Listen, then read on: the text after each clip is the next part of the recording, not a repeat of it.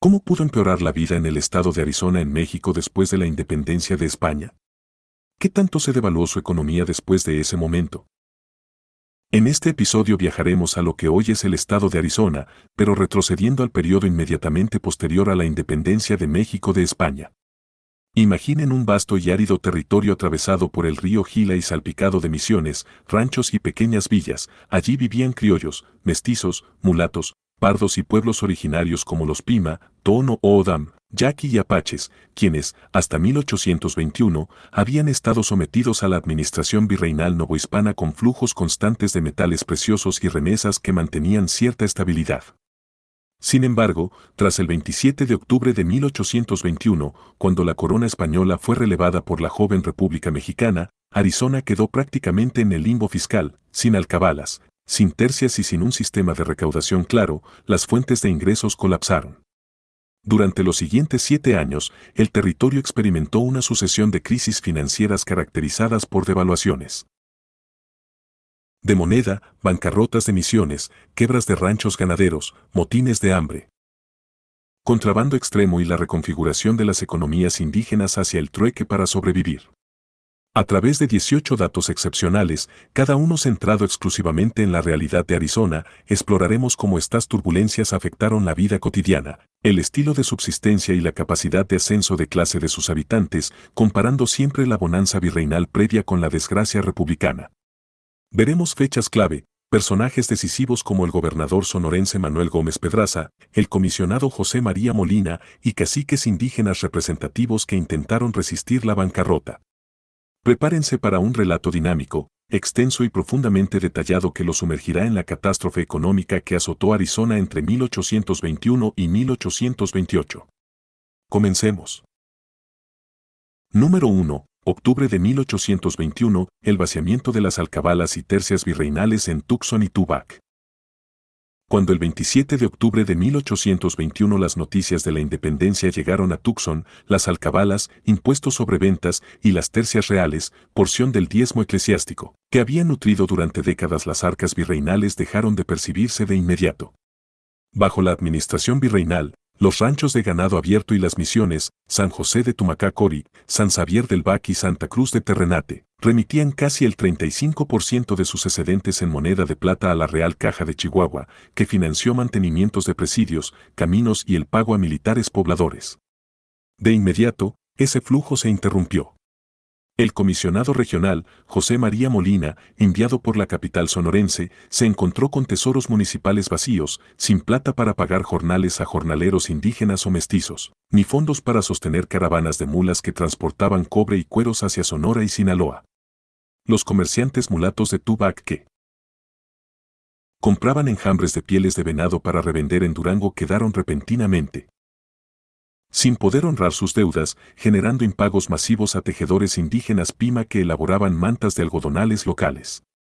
La desaparición de las alcabalas y tercias unió a Tucson y Tubac en el caos financiero. Rancheros criollos y mestizos comenzaron a presionar para que se les condonaran deudas patrióticas, mientras familias indígenas, sin recursos para cambiar sal o pescado por bienes de primera necesidad, se vieron obligadas a depender de trueques de subsistencia, marcando el inicio de una crisis que destruiría la confianza en cualquier tipo de moneda oficial y que empujó al territorio hacia economías informales de supervivencia.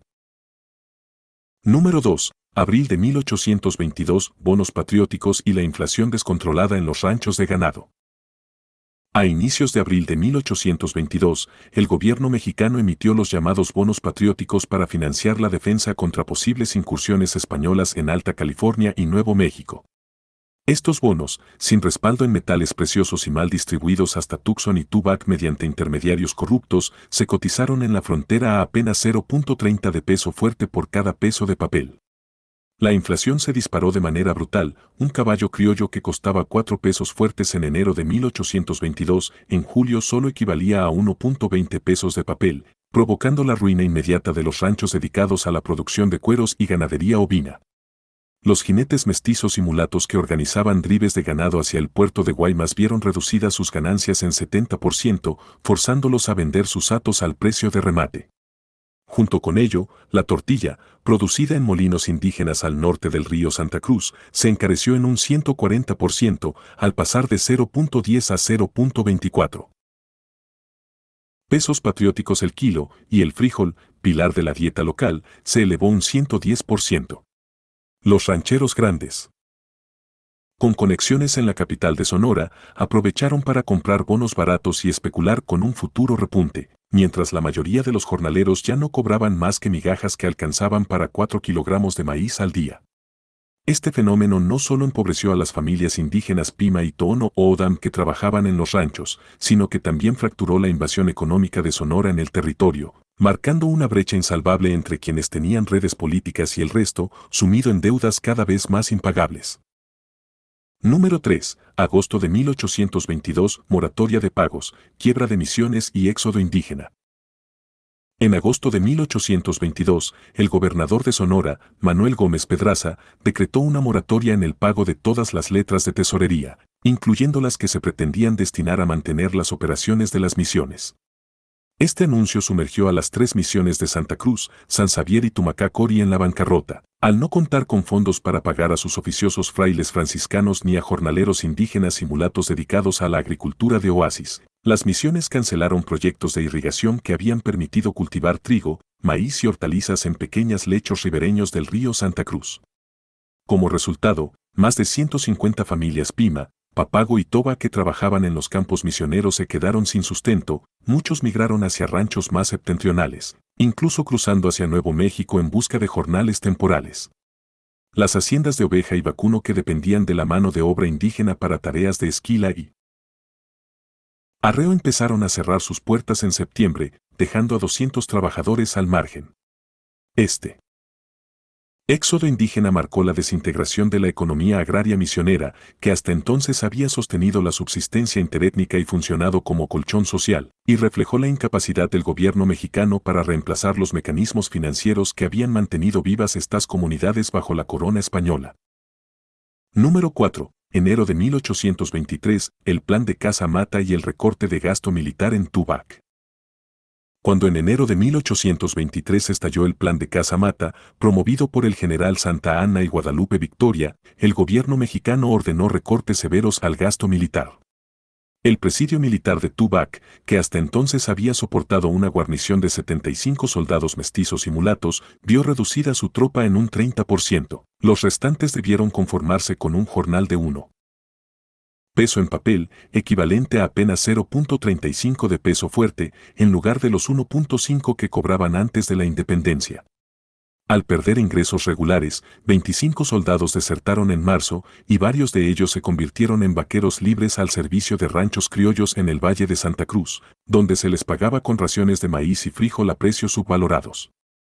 Este recorte militar impactó fuertemente la seguridad de la carretera real que unía Tubac con Tucson. El 12 de febrero, una banda de 60 apaches tontos atacó un convoy de mulas liderado por mestizos, arrebatando 500 kilogramos de sal y cartuchos. Sin apenas fuerza de respuesta, el presidio de Tubac quedó en desguace y varios ranchos ubicados en las proximidades se convirtieron en refugio para forajidos.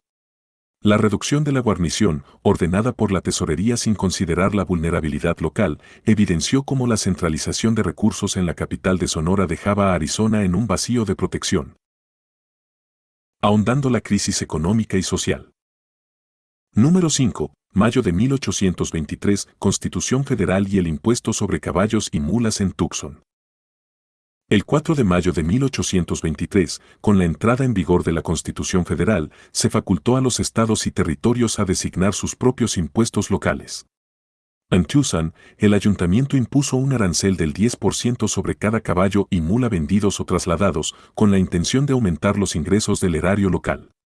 Para marzo de 1823, los registros municipales indicaban que cada vendedor debía pagar 0.5 pesos de impuesto por cada caballo, monto que muchos rancheros consideraron exorbitante, pues el valor de un caballo criollo era de apenas 3 pesos. En junio, cuando se requería transportar 10 caballos a Sonora para su venta en Hermosillo, los rancheros mestizos y mulatos debían desembolsar 5 pesos en impuestos, lo que dejaba su ganancia casi en cero. Los criollos de larga data, como la familia Calderón, evadieron el pago mediante sobresueldos a recaudadores locales, mientras los pequeños rancheros indígenas Papagos y Pima no tuvieron forma de negociar excepciones. En consecuencia, entre mayo y julio, el precio de la cerda brava, animal de calidad inferior destinado al tiro, se desplomó un 60%, de 1.2 a 0.5 pesos, arruinando a 50 familias quechua que dependían de la crianza y venta de animales menores. El impacto de este impuesto reveló la fractura entre las élites con influencias políticas y la mayoría humana que, de buenas a primeras, vio su principal medio de vida extraordinariamente gravado. Número 6. Agosto de 1823, emisión de letras de tesorería y la bancarrota parcial de cooperativas de trueque. En agosto de 1823, la Tesorería de Sonora emitió 300,000 pesos en letras de tesorería de la frontera norte para financiar proyectos de infraestructura, incluidos caminos y puentes. Con ello surgieron las primeras cooperativas de trueque en Tubac, Tucson y San Xavier, organizadas por pobladores indígenas, mestizos y algunos mulatos, que intercambiaban maíz, pescado de río y cueros por herramientas y papel moneda. Sin embargo, la consiguiente moratoria nacional sobre el pago de letras hundió abruptamente a estas cooperativas, las letras se devaluaron un 70% en cuestión de semanas, y las 3 cooperativas locales solo pudieron recuperar el 30% de sus activos en especie. Talleres de talabartería Pima en el Valle de Santa Cruz, que habían invertido 800 a 200 pesos en inventarios de cuero, registraron pérdidas por 75% de su valor, provocando el cierre de 4 talleres y el desempleo de 90 artesanos indígenas. Frente a la bancarrota de estos mecanismos de intercambio, surgió una maraña de prestamistas ambulantes que cobraban un 40% mensual, atando a 200 familias al ciclo de endeudamiento. La quiebra de las cooperativas de trueque no solo significó la pérdida de confianza en el papel moneda, sino el derrumbe de cualquier sistema de préstamo comunitario, haciendo que la población se refugiara en economías informales de autoproducción de alimentos, incubando niveles de pobreza jamás vistos. Número 7. Diciembre de 1823, contrabando de sal y la ruta de Santa Cruz a Hermosillo. En diciembre de 1823, con la bancarrota oficial pulverizando la economía formal, floreció el contrabando de sal desde las salinas de San Dieguito y la desembocadura del río Gila hacia Sonora. En caravanas organizadas por comerciantes mestizos y mulatos, se transportaban 800 quintales de sal mensuales a Hermosillo, evadiendo el arancel del 15% impuesto por la tesorería en Tubac. Estos contrabandistas, en alianza con capitanes de barco establecidos en Guaymas, vendían la sal a 4 pesos fuertes por quintal, obteniendo ganancias inmediatas del 80% sobre el precio regulado. Mientras los rancheros criollos como los Vidaurri se enriquecían en la clandestinidad, familias indígenas Cheles y Pima, que dependían de la venta de sal para intercambiarla por maíz y frijol, quedaban fuera del mercado formal. La sal que intercambiaban en Tucson dejaba de valorarse a más de un peso en papel, reduciendo drásticamente sus ingresos. A esta dinámica, se sumó el saqueo del 16 de diciembre a un cargamento de 500 quintales cuyo embarque hacia el sur fue interceptado por un grupo de 30 apaches lipanes, obligando a los comerciantes a abandonar rutas terrestres y a navegar por vías aún más peligrosas. Este auge del contrabando cimentó una economía clandestina que ahondó el desangre de capital y agravó la división entre élites enriquecidas y población marginada. Número 8. Marzo de 1824. Impuesto sobre la pesca de camarón y motines en los pueblos ribereños. Para marzo de 1824, el ayuntamiento de Tucson estableció un impuesto del 10% sobre la pesca de camarón en el tramo bajo del río Gila, afectando a pescadores indígenas Pima y mestizos que, entre diciembre y marzo, recogían hasta 200 kilos de camarón diario para venderlo en las Misiones y en Tubac. El 15 de marzo, un motín se desató en el pequeño poblado de San Miguel, ubicado cerca del actual Yuma, cuando 80 pescadores se negaron a entregar el impuesto y saquearon 2 cobertizos municipales donde se guardaban redes, sal y barriles de camarones para la venta en el sur. Las autoridades respondieron con detenciones masivas, 30 pescadores fueron arrestados y enviados sin juicio a la prisión militar de Tubac, donde se les obligó a trabajar en la construcción de un malecón improvisado. Sin el ingreso que generaban durante la temporada, familias enteras pasarían hambre, pues la carne fresca de camarón era su principal fuente de proteínas. Los caciques Pima y Tono Oodam, encabezados por el líder Yamak, negociaron la liberación de sus Hombres a cambio de entregar 100 kilogramos de harina de trigo que apenas alcanzaba para subsistir. Este motín reveló la incapacidad del gobierno de Sonora para entender la economía local y profundizó la desconfianza en las autoridades centrales. Número 9. Julio de 1824, devaluación del vellón y cierre de talleres de talabartería. En julio de 1824, la tesorería disminuyó la ley de la moneda de vellón a 40%, provocando que un peso de vellón valiera apenas 0.4 pesos fuertes al llegar a Tucson. Esto derrumbó la incipiente industria de talabartería, que empleaba a artesanos mestizos y mulatos para fabricar arreos y sillas de montar, un arreo completo que costaba 3 pesos fuertes en enero. A mediados de julio se pagaba en 1.2 pesos de vellón, dejando al maestro talabartero sin margen de ganancia. Consecuencia directa, 7 talleres de talabartería en Tubac cerraron entre julio y agosto, y 45 artesanos indígenas y mestizos pararon sus labores. Las carencias no solo afectaron a artesanos, rancheros criollos que dependían de arreos para transportar ganado hacia Hermosillo tuvieron que detener sus envíos, generando un excedente de ganado que al no venderse provocó una caída del precio del ternero a 0.8 pesos de vellón, desde los 2 pesos fuertes de principios de año. Este proceso de devaluación evidenció el desastre monetario en Arizona y la fragilidad de cualquier proyecto artesanal o comercial que intentara prosperar en el nuevo marco republicano. Número 10. Octubre de 1824. Saques por hambruna en Tubac y quiebra de economías locales.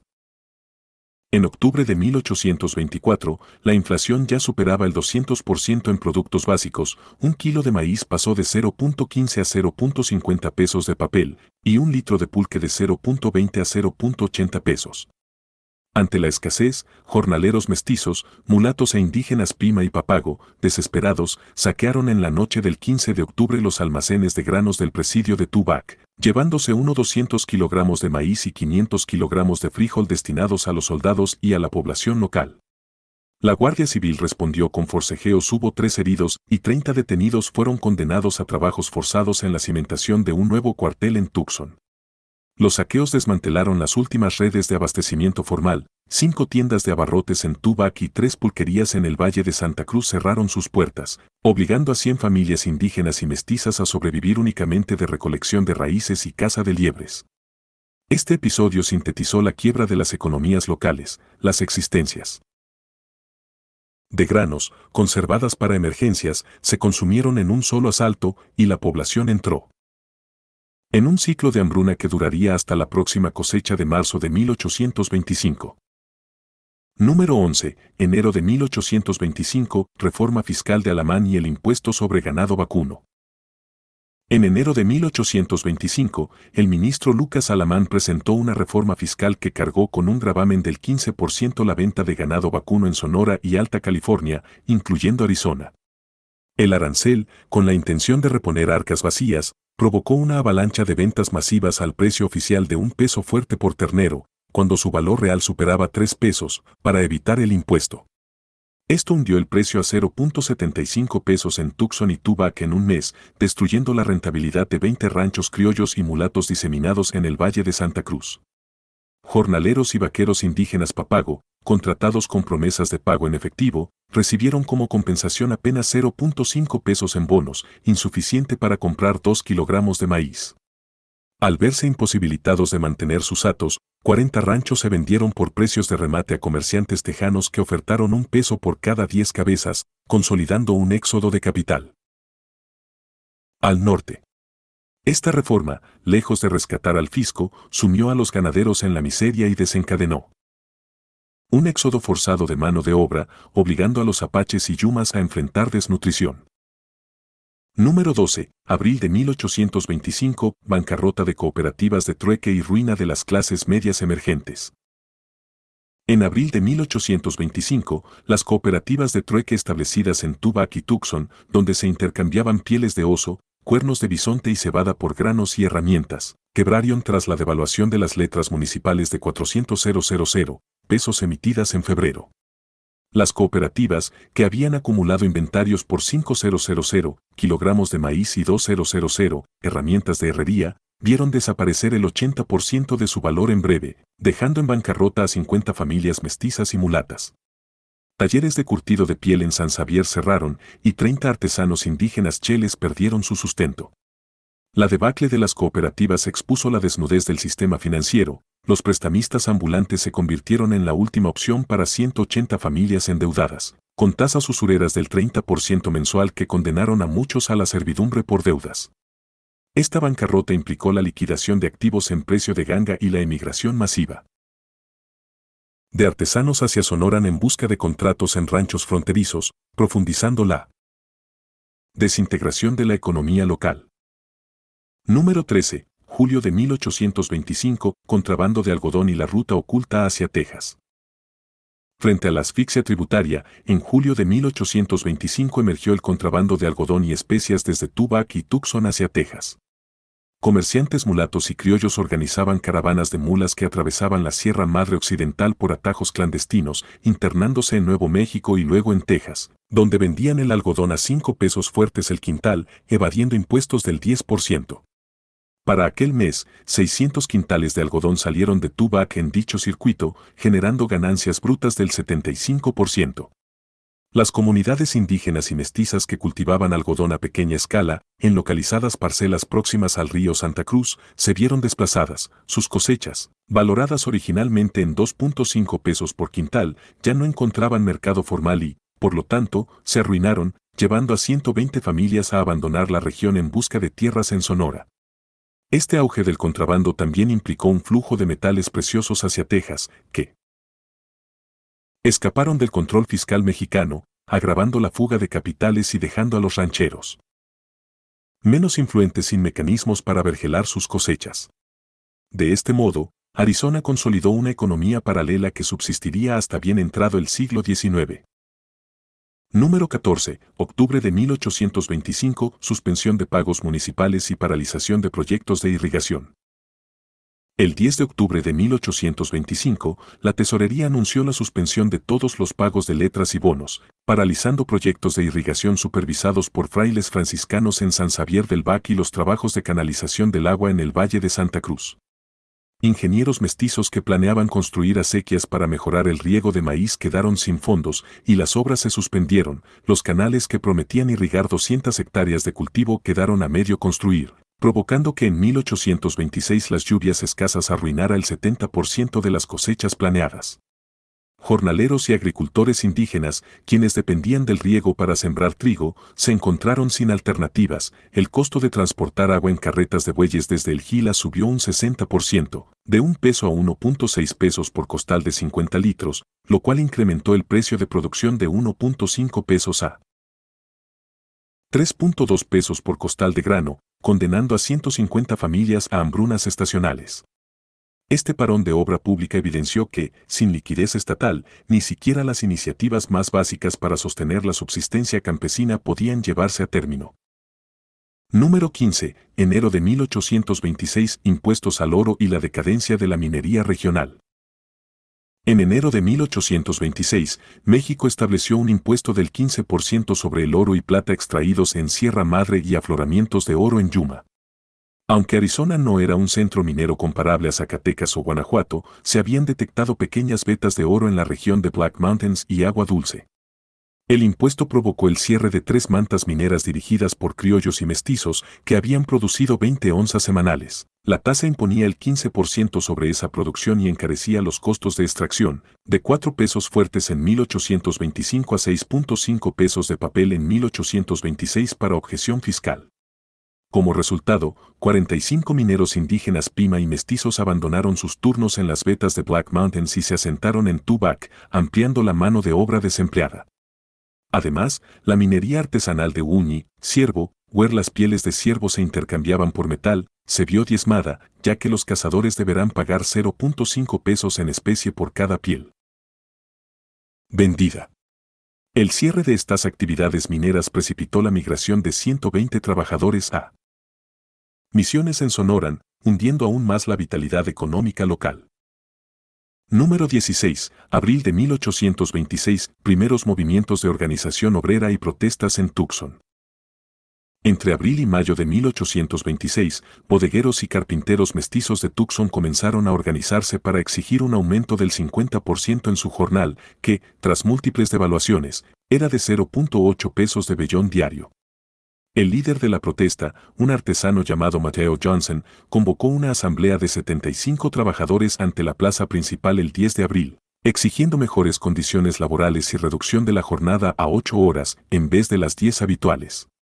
El 13 de abril, la asamblea tomó el ayuntamiento, colocando pancartas con leyendas como la dignidad se construye con pan y trabajo justo, provocando la intervención de la Guardia Municipal, que disolvió violentamente el encuentro con golpes y detenciones, encarcelando a 25 líderes en la pequeña cárcel de adobe de la administración de Manuel Álvarez, comisionado regional de Sonora.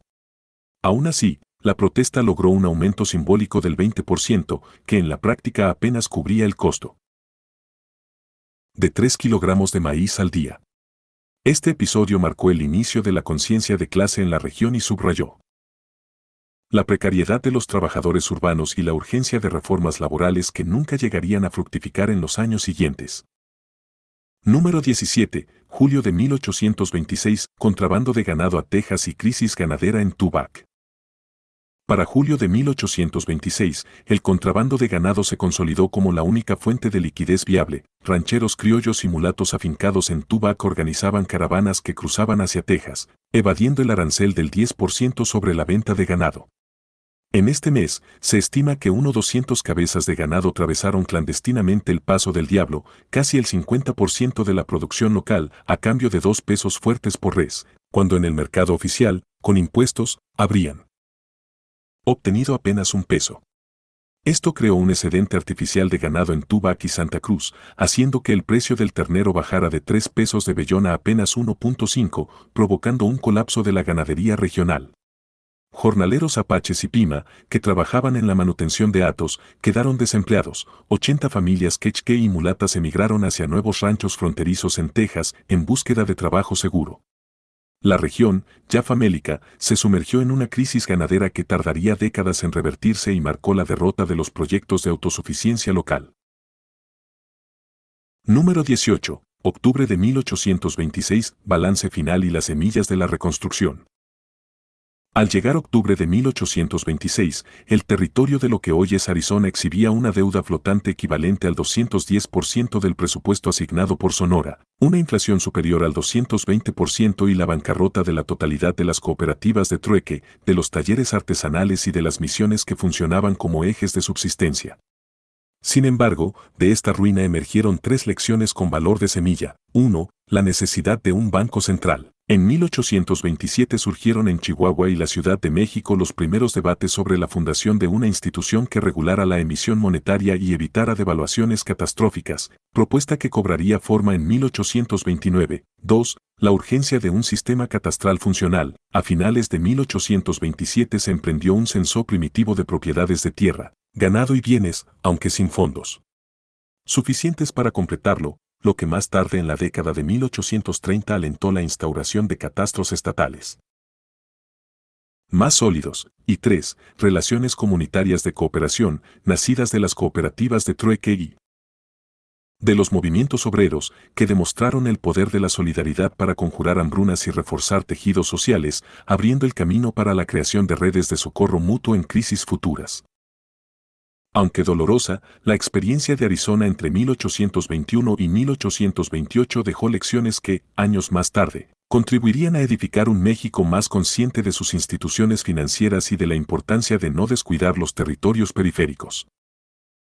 Estos 18 datos ponen en evidencia que, entre 1821 y 1828, la independencia implicó para Arizona un desastre económico sin precedentes, la pérdida de alcabalas, la devaluación de moneda, bancarrotas de misiones y cooperativas, saqueos por hambre, contrabando desenfrenado y éxodos masivos de población.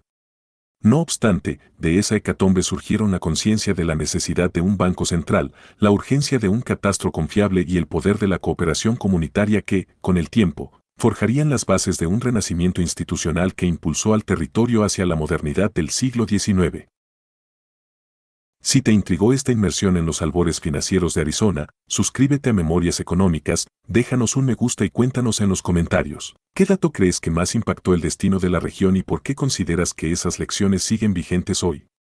Nos vemos en el próximo episodio para seguir desentrañando los secretos económicos de nuestra historia.